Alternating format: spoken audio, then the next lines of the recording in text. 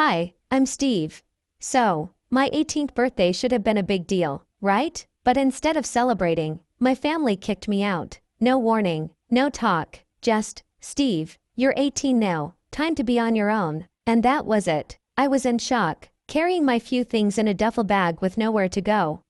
I started couch surfing, staying with friends but trying not to overstay. But after a while, I had nowhere to go and ended up sleeping in my car, using the back seat as my bed. One night, I called my brother Dan, hoping my family might help. I asked if I could stay with him for a bit until I got back on my feet. He just laughed and said, "Come on, Steve, get it together. You're like a homeless bum now." His wife added, "Yeah, Steve, maybe try not being a loser." Their words hurt. I realized they didn't care and were even mocking me. I was truly on my own. Over the next few weeks, I moved from place to place, trying to survive. Being homeless was tough, finding somewhere safe to sleep, dealing with hunger, and living with constant uncertainty wore me down, but something inside me refused to give up. I scraped together enough money for a gym membership, so I could take regular showers, and kept applying for jobs until I finally got one in retail. It wasn't much, but it was a start. I showed up on time, no matter where I had slept the night before, and saved every penny I could. This part of my life was really tough, but I kept going. But it also showed me how much I could handle. Every day felt like a fight, not just against the tough conditions, but against the sadness that came from being abandoned by the people who were supposed to care about me. Still, I was surviving, driven by the need to prove to them, and to myself, that I mattered, that I could make it on my own. Getting that retail job felt like a breakthrough. It wasn't fancy or high-paying, but it was a paycheck and gave me a bit of stability. I saved every dollar I could, sometimes skipping meals just to afford the deposit on a condo I'd share with a roommate for a few months. Life started to feel a bit more normal, or at least my version of it. We split the bills, and I finally had a real roof over my head and a kitchen where I could cook. It felt like a small piece of paradise.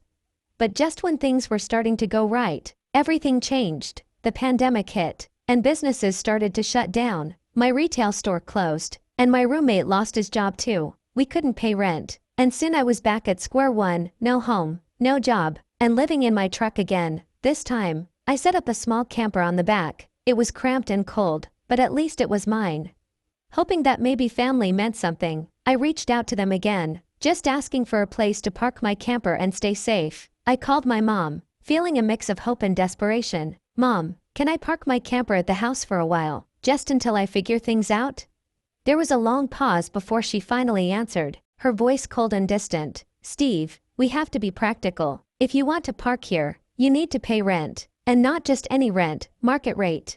Market rate? For parking in their driveway? It was ridiculous, but there was no room for negotiation, no warmth, no family support, just business. I couldn't believe it. "Seriously, I'm struggling here, and that's your answer?" "That's the way it has to be, Steve. We all have our burdens."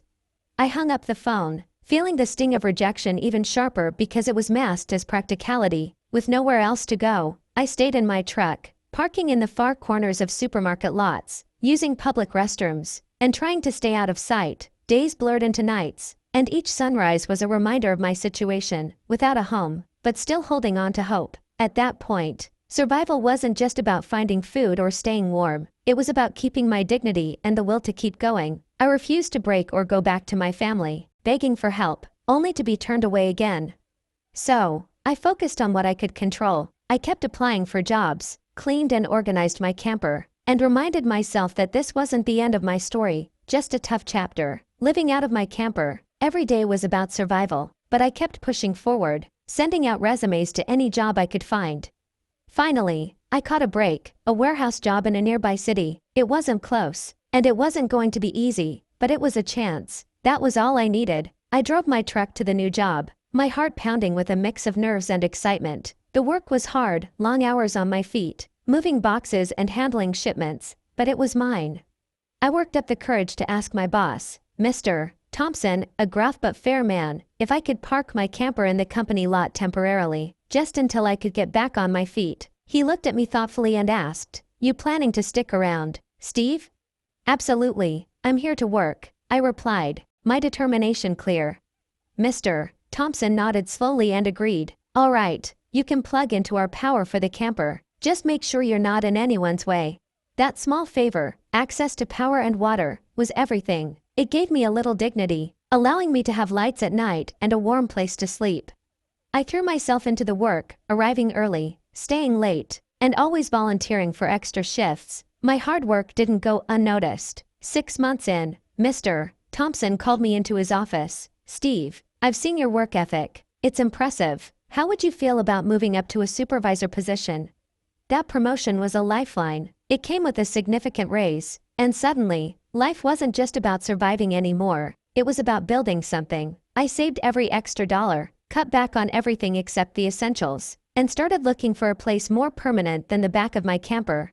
A year later, I had saved enough for a down payment on a manufactured home. It wasn't a mansion, but it was real, and it was mine. A 3-bedroom place in a quiet community, where no one knew about my past struggles. When I got the keys, the weight of the last few years seemed to lift. Standing in the empty living room of my new home, I realized this was more than just a house. It was a symbol of everything I had overcome. I had rebuilt my life from the ashes of rejection and hardship. Proud and a little overwhelmed, I shared the news on social media with a photo of me holding the keys in front of my new home. "From living in my truck to this, never give up," I wrote. I had no idea that post would bring my past crashing back into my life, threatening the peace I had fought so hard to create. The buzz from the post was still fresh when the past came knocking, literally. I was unpacking kitchen supplies when a knock rattled my front door. Expecting maybe a friendly neighbor, I opened it, only to find Dan and his family standing there, grinning too widely as their eyes scanned my home.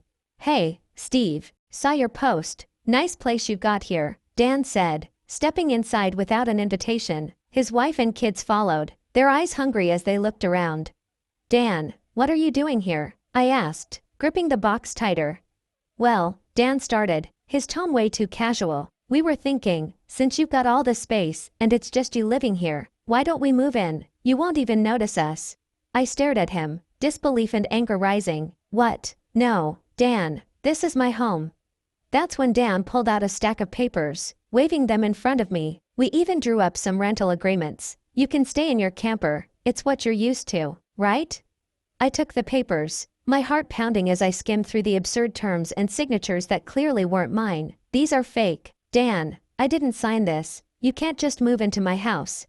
When he saw I wasn't backing down, Dan's friendly facade slipped. His voice turned sharp. "Look, Steve, don't make this difficult. We're family."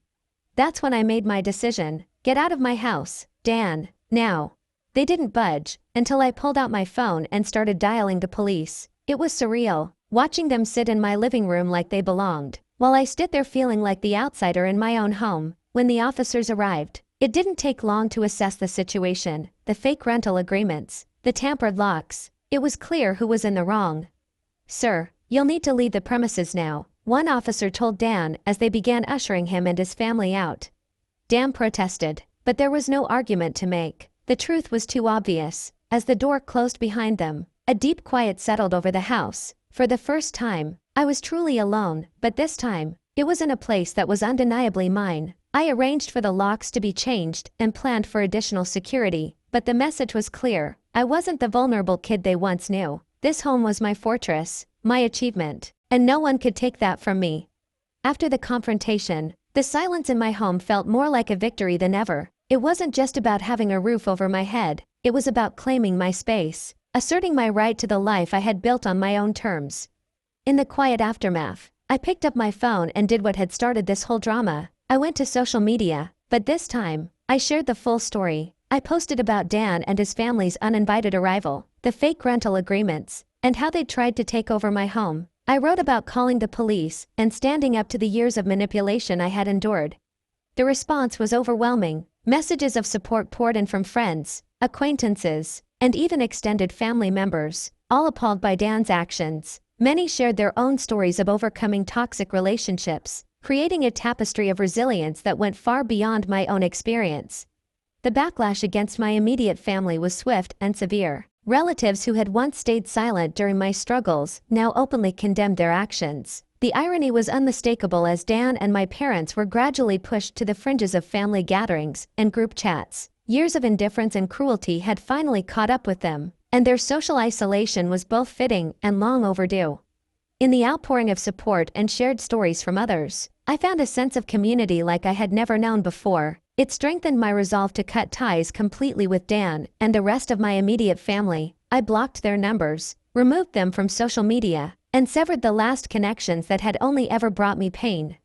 Standing in my living room, the late afternoon sun casting long shadows across the floor, I felt a profound sense of peace. My journey, from the rejection I faced on my 18th birthday to this very moment, had been filled with challenges, but each one had taught me about my own strength. I had learned to trust in my ability to survive, to thrive, and to build a life on my terms, free from the expectations and manipulations of others. Looking ahead, I saw a future full of possibilities. I was no longer bound by the weight of family expectations. I was free to pursue happiness on my own terms, with dreams to chase, places to explore, and a newfound sense of self that was no longer tied to those who had never appreciated it. As the sun set, bathing my home in a warm golden light, I knew I was exactly where I needed to be. For the first time, I was in control of my life, ready for whatever challenges might come. With every obstacle I had faced, I had built a foundation of independence and self-respect that no one could take from me. Surrounded by a community I had created and the peace I had fought so hard to achieve, I was truly home. As Steve's journey comes to a close, I want to leave you with a question to think about. Is it always necessary to maintain family ties, even when they bring toxicity into your life? Or is it healthier, at times, to cut them off completely? This is a deep and complex issue when it comes to family and personal well-being, and I'd love to hear your thoughts, experiences, or advice in the comments below. Your insights not only help build this community, but can also provide support to others who might be in similar situations. If Steve's story moved you or resonated in any way, please give this video a like and consider subscribing for more stories that challenge, inspire, and entertain. Your support allows us to continue sharing these narratives. Thank you for watching, and I look forward to reading your comments.